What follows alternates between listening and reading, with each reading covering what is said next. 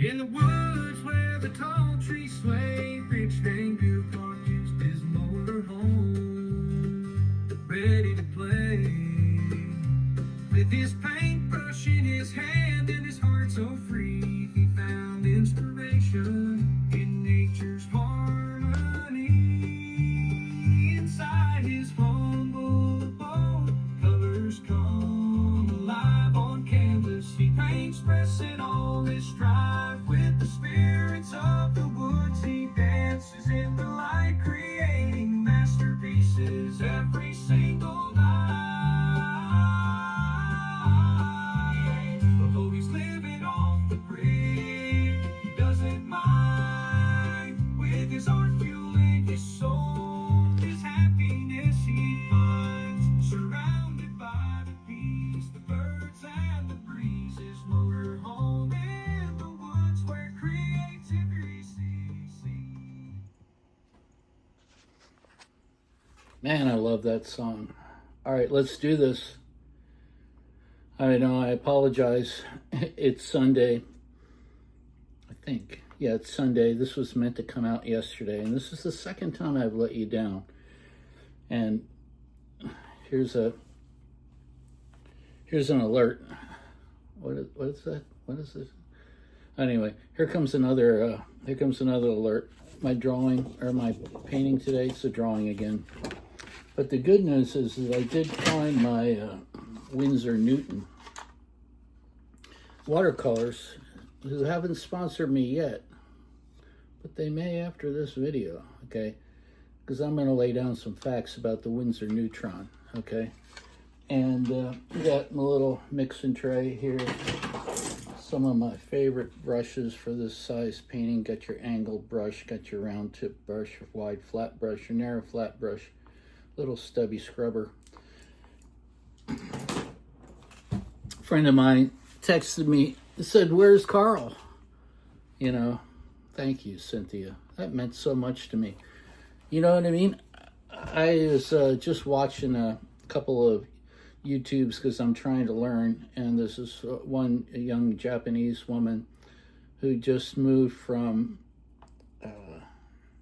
she's born and raised in Japan, lived in the Bay Area, I think in San Francisco, and then just moved to Lisbon. But she was put out some really fantastic videos, and she said a couple of them went viral. And, you know, that's what I'm hoping is going to happen here. One of the key things is having a unique niche. And I think that's what Travels with Carl is going to prove to be, because A, it's about artists, writers, musicians, actors, dancers, performers of any stripe. And it's about current events.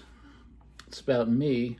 And it's got a continuous thread line that goes right through the center of it, all the way to from front to back.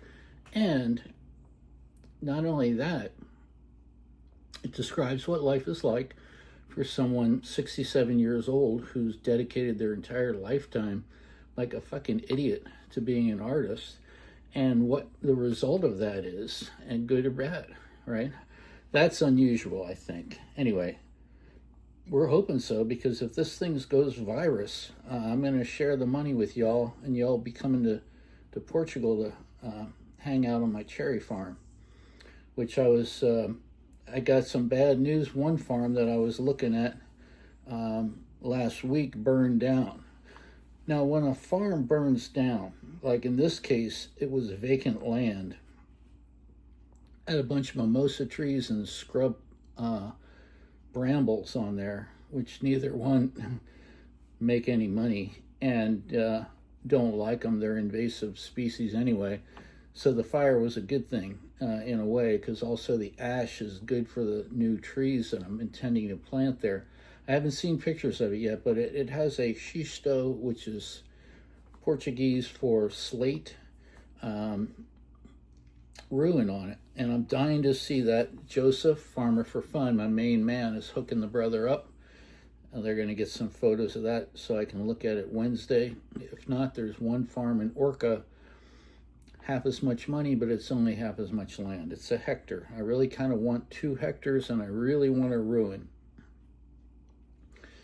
Because I love the history, man. That's part of it, is the history. Okay, so there's a few things I wanted to talk about today. I want to talk about Charlie Kirk. That was an unacceptable murder of a man who's married and has kids. And you know what, I'm not a Charlie Kirk fan, but what I liked about Charlie Kirk is he listened to both sides of the audience. He had some really bad ideas. All kinds of people get shot, good people and bad people. A lot of innocent people get shot. Okay, so that's part of the reason that, we'll never get rid of the guns in America. We have an entire gun culture. And it's not that I'm opposed to guns or people having guns or people wanting to protect themselves and protect their families. I totally understand all that. But we also have a total lack of mental health care in this country. And so that leads to situations where somebody can't, go out on stage and speak. I've often said, because my goal with Amendment 21-A is to do a college tour and to speak in public, I'm not worried about cartels or drug dealers wanting to shoot me. It's people from the pharmaceutical companies and people from the insurance companies that are going to want me dead. Hold on one second. All right, I'm back. There it is right there. A21, baby. You can go straight to Amazon and buy this thing today for $20. I sure would appreciate it. Or you can just send me a check and I'll mail you one. Up to you. If I were you, I would just go right to Amazon. But anyway, this book is about ending the war on drugs, legalizing all drugs, selling them very inexpensively and at fair market value, meaning that fair trade, meaning that the farmers that grow the opium or the coca, they get paid well, okay? And then entrepreneurs can sell it as long as they don't put anything else in it. So, and this is for marijuana, LSD, anything, right? So that's the book. That's my pitch. Wanted to talk about a little. That's all I really had to say about Charlie Kirk. I'm very disappointed that he was assassinated, and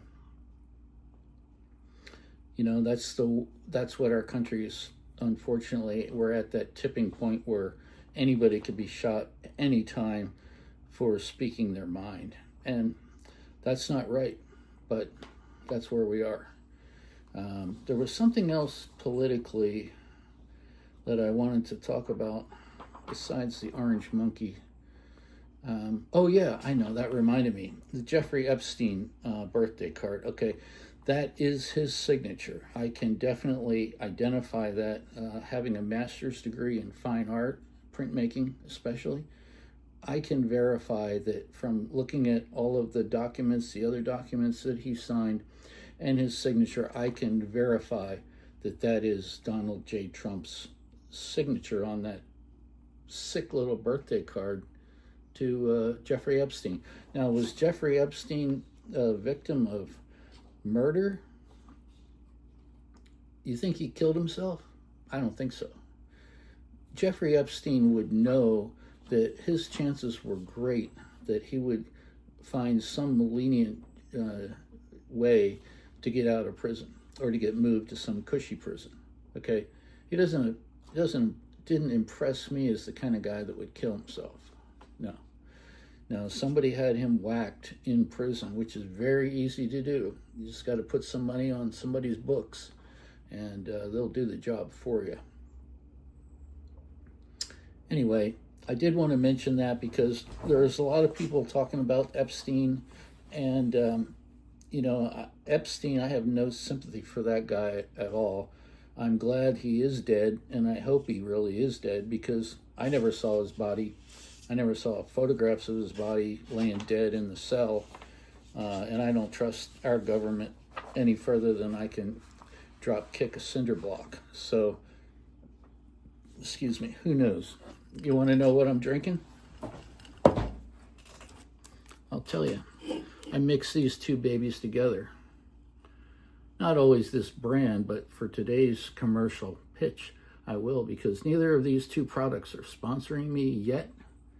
But if I were them, I would, because I like to take these, get some glass with some nice purified water in it. I mean, some purified ice cubes. Some ice cubes made from purified water. That's what I'm trying to say. And you just pour this over ice, and it's delicious. It's a little bit, it's more refreshing than just straight iced tea, which is a little too sweet.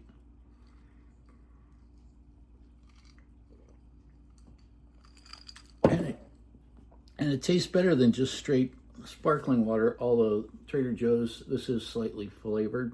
It's a tasty water. It's tasty. All right, let's get into job number 6 today.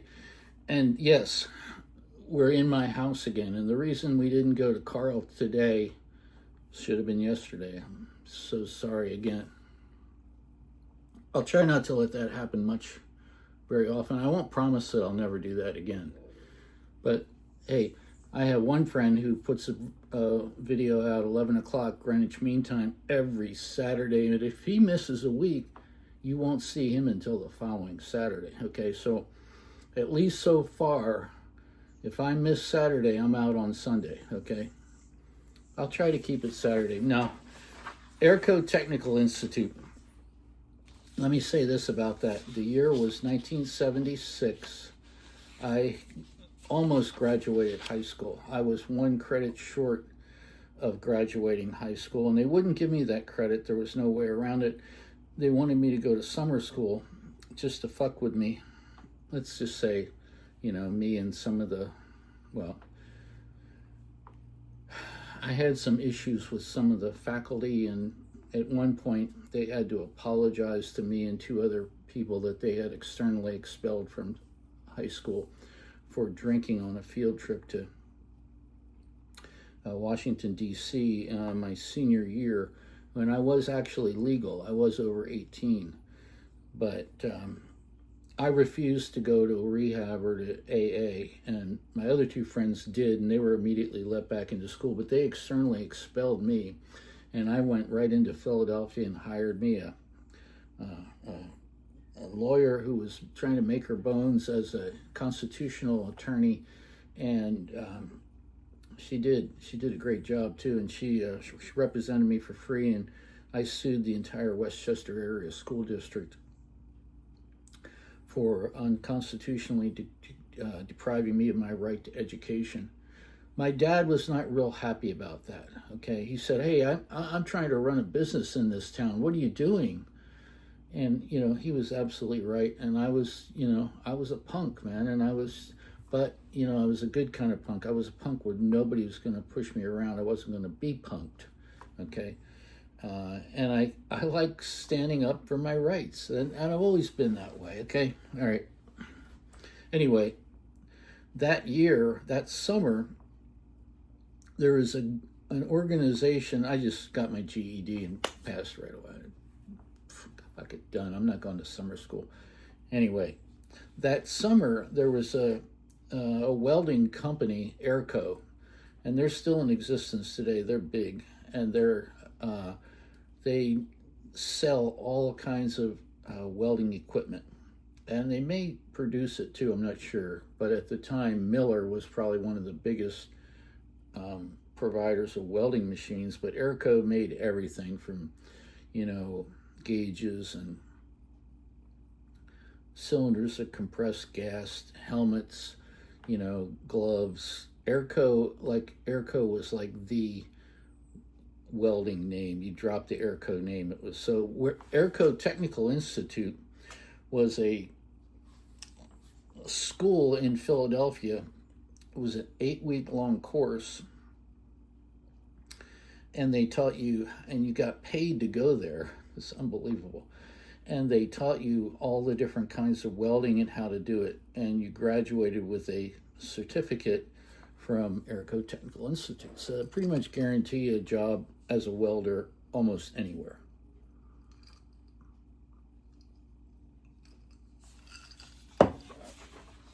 And again, the thread, okay, it's not that I wanted to be a welder.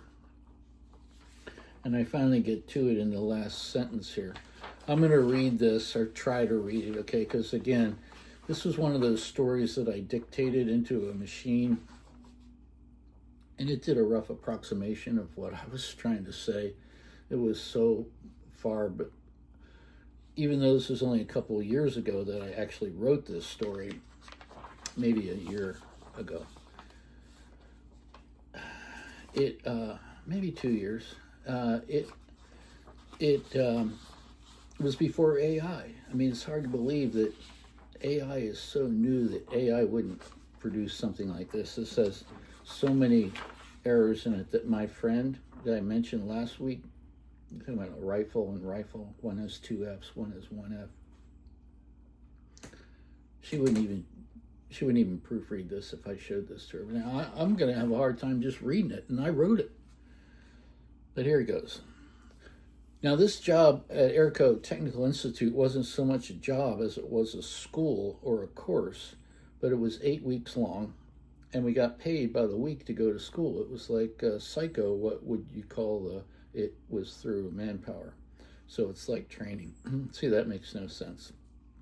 But it was subsidized somehow, so they actually paid us to go. I ended up carpooling, and this is one of my favorite parts. I ended up carpooling with 2 other guys that were also in the same program. They were from Westchester, so we all met downtown. And this is the thing that gets me. I'm not sure why I was unable to drive, because I know that I had a car or a van, but I'm not sure if it had 3, if I could take all 3 of us. Anyway, the dude that drove, I was totally good with this because he had like a big Impala or something, you know, it was cool. There's one black guy, a Puerto Rican guy, and the white guy. And I only say that because those were the 3 core groups of Westchester, and it was kind of odd that the 3 of us ended up in the same car, because there used to be like big riots in the summer and stuff, like between blacks and whites and Puerto Ricans. It was crazy stuff, man. So we ended up carpooling with these 2 other guys who were also in the same program, so we would meet and go together and share the gas money. It was 5 days a week, Monday through Friday, 9 to 5. There was lunch and 2 breaks, and we started off with stick welding. Okay, so I'm not going to get real deep into welding, but stick welding is probably the oldest, most common type of welding. You put a ground wire on the thing that you're going to weld, and then you have a clamp, and you put a metal rod in that clamp, and it's coated with a dry powdered coating that's called flux. Put your helmet down to protect your eyes, and when you touch that stick, it's the positive lead. You touch that to the metal, and you create a giant short circuit, and the rod is so many amps going through that it's melting the 2 other pieces of metal and the rod at the same time, and the flux is creating a gaseous bubble around the molten metal to prevent oxides and things that are in the atmosphere getting into that pool of liquid metal. More about that later, but anyway, that's what stick welding is. Then when you finish laying that stick is all consumed. Once that's dry, there's a thing that you got to chip off on there, and then brush it off, and then you just have bare clean metal there, and the 2 pieces are welded together. Now, lots of times you're going to flip those pieces over and weld them from the other side, or apply heat to the other side to keep them from warping. Lots of stuff to learn about that. So we got issued all the equipment that we needed: leather gloves, a helmet, safety glasses, and they taught us how to weld with the best equipment on the market. I think the next week we did oxyacetylene brazing and gas welding and cutting torches. And so that was a fun week. Well, we were doing cutting torches, which segued right into the plasma torch. Now, this is a cool thing. It's like a TIG welder, which I'm kind of doing this out of order because TIG welding came last, but it's an electrical charge with this torch that you have in one hand, and the thing that you're welding is grounded again, and there's a pedal. It's almost like a gas pedal. You can step on it to increase or decrease the voltage going through this tungsten rod. Now the tungsten rod is not consumed. It's just sending off this lightning bolt down onto the metal. And then you add a filler wire with your other hand. With the plasma torch, there's no filler wire. It's just like a cutting torch, only it's just straight up. It's an electric arc that just cuts right through aluminum and steel. So it's pretty cool in that it'll do non-ferrous metals also, like aluminum. It's a badass little tool. Wish I had one of those now. Okay, and so we're, here we go. It's like a TIG welder, only it has compressed air that just blows the liquid metal away and cuts a really nice, clean little cut right through the metal, like an inch thick. Okay, then we did a week of MIG welding.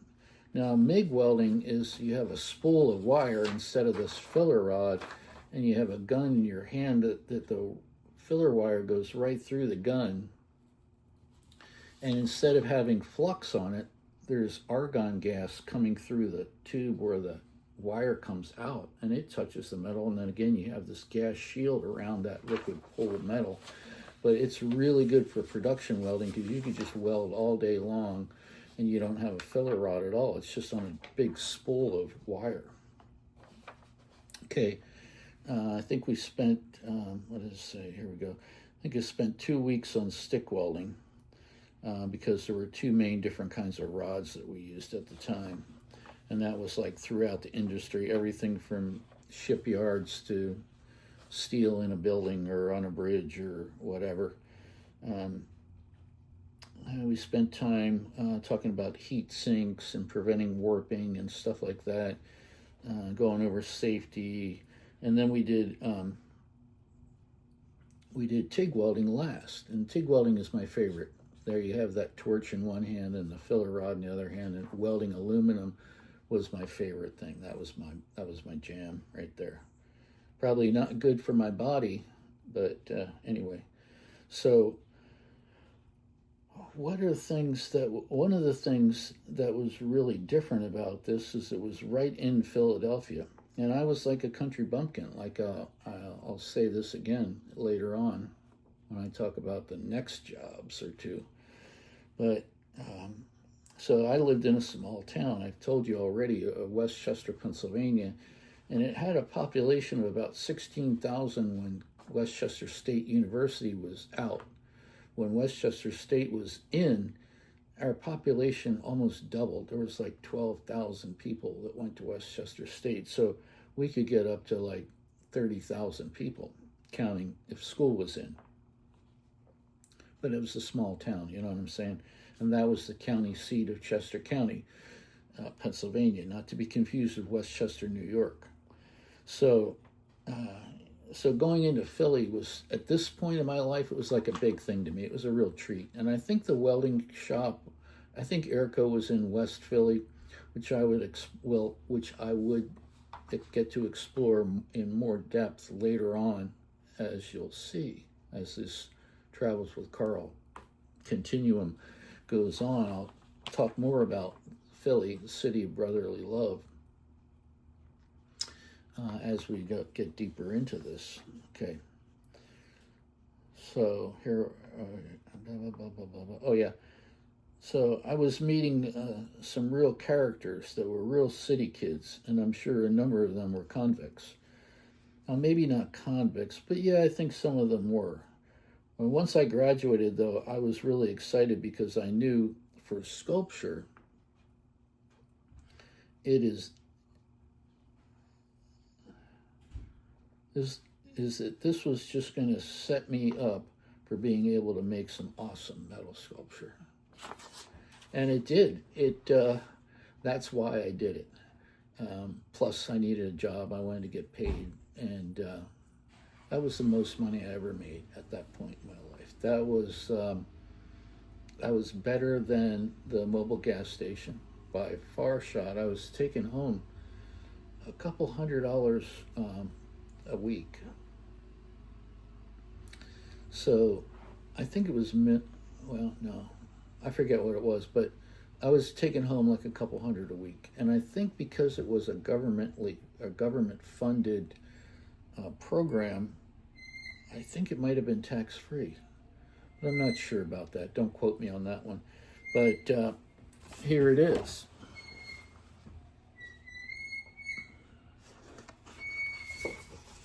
I like the drawing. I apologize. I don't want to be overly apologetic, but so see, there it is, AIRCO Tech. Got some graffiti down here in the corner talking about Philly, baby. Yeah, it's filthy. And there's some, here's a Miller Gold Star welding machine, some oxyacetylene tanks. You got your acetylene, your oxygen, bunch of wires. Here's our helmets and leathers, because you gotta, usually you're gonna be wearing a leather pants or leather jacket if you're doing this all day, so you don't set yourself on fire, which I have done. Okay.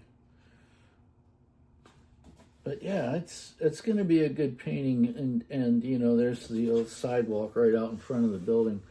One time I remember in the alley behind here, there was a Volkswagen that had been stripped, and it's still going on today. But Philly had they had a special, Philadelphia special. Okay, it's like a small version of New York, like a really small version of New York, but anything that you can steal that isn't bolted down will get stolen. Okay, that's the bottom line. And there was this Volkswagen Beetle that was up on cinder blocks, and I've seen cars that were jacked up before and stripped, and they take the wheels, they pull the motor. This thing was stripped to a level that I'd never seen a car stripped before. I just wish I had some pictures of it, but I mean, even like the knobs and stuff on the dashboard, like the dashboard was just like Swiss cheese. Like even all the components, everything was gone. There was nothing left of this thing but the chassis and the frame itself of the body itself of the Volkswagen Beetle. That thing was stripped, dog. It was done. There was not one part left on that thing that you could sell anywhere. Anyway, that was a good job. It did set me up for the next few jobs that I'll talk about. And I did make some great metal sculpture. Okay, I was inspired by Claus Oldenburg and Alexander Calder and some of my favorite sculptors. And I almost went to school to get my degree in sculpture, and then at the last minute, I'm kind of giving away one of the next quote unquote jobs, because it's college, and I consider college a job because I treated it like a job. Okay.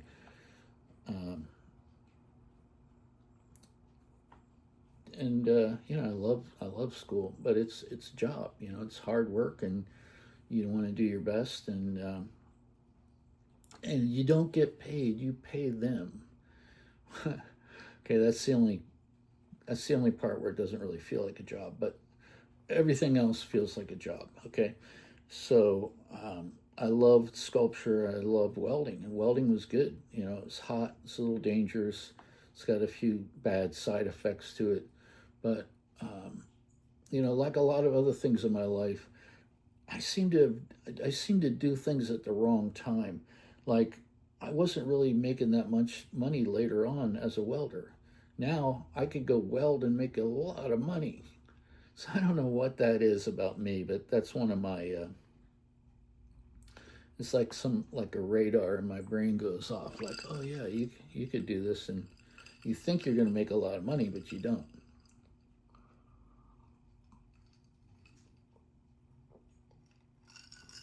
One of the things when I mentioned Mako earlier, she was talking about writing a script, and I'm sure you know this, or you probably can guess this, but there's no script for this. Okay, this is right straight off of the receptors up there. This is coming to you live, unedited. Well, not completely unedited, okay? Almost unedited. There's no script. Might use some of this for the actual stories, might not, because I obviously have to retype everything. But it was good to, the day that I sat down and made that timeline, you know, because I knew I was getting close to the end, and I knew where the beginning was. Right now I'm working on job 52, okay? It is the end. And after that, I'm going to be growing cherries in Portugal, and I'm going to be cashing the check and collecting Social Security and maybe VA disability, depending on their decision. And hopefully this channel will blow up. And let me get to that now. If you can, like and subscribe. I know they all say that, and for a good reason, because that's where the money comes from. And please, please, please publish this, or put this link on your Facebook page. It would help me tremendously. And yeah, and if you want to start looking me up on my other social media, I've got Facebook, a friend account, 4 fan accounts, and Instagram. And I'll put all those links in here pretty soon, like I keep promising to do. And again, Farmers for Fun with Joseph and Andre, and Travels with Kristen, who inspired me, the name of this YouTube channel. And again, I got to thank Carl, right? Without Carl, I was going to say none of this would happen, but that ain't true. Now, I love you, Carl. You're my main man, and you're one hell of a motorhome, baby. Can't wait to take some trips. He's got a little problem with his power steering right now, and I just haven't had time to attend to that, or money, because I've got a Mini Cooper that just bleeds me like a bad girlfriend, and I've got a Jeep Comanche that's not much better, BMW motorcycle that hasn't started to hurt me yet, but it will, and a little Scarabeo scooter, which is just running like a top, 100 miles to the gallon. Love that thing. And the Honda Metropolitan, which was severely injured in Los Angeles and will probably never ride again. But that's it. Those are the list. Those are all my vehicles, and they all take money in the house I just bought that we're sitting in the living room right now. And check this out. There's a piano. I just took that apart, getting ready to get it tuned. This thing is nothing but paneling, which I think is why it never sold. I'm just gonna paint it, fuck it. It just cracks me up though. It's just like wall-to-wall paneling. Anyway, I got to get a couple of tools. I need a good tripod. I got to get the DJI camera out. Again, DJI is not sponsoring this. I don't have any sponsors yet. So Apple, DJI, you guys, if you're out there, I need a good windproof wireless microphone. I need a lot of stuff. Okay. You're going to make me money. I'm going to make you money. Okay. It's a win-win. Nothing to argue about here. Sponsors, reach out to me. And I hope this was funnier than, I just went to see, oh my God, I can't believe see, that's how you know this is not a script. I just went to see Spinal Tap, The End Continues. God, that is some dry humor, and if you get me, you'll get Spinal Tap. All right, see you next week. Love you, man. Surrounded by the beast, the birds and the breeze, his motor home in the woods where creativity sees.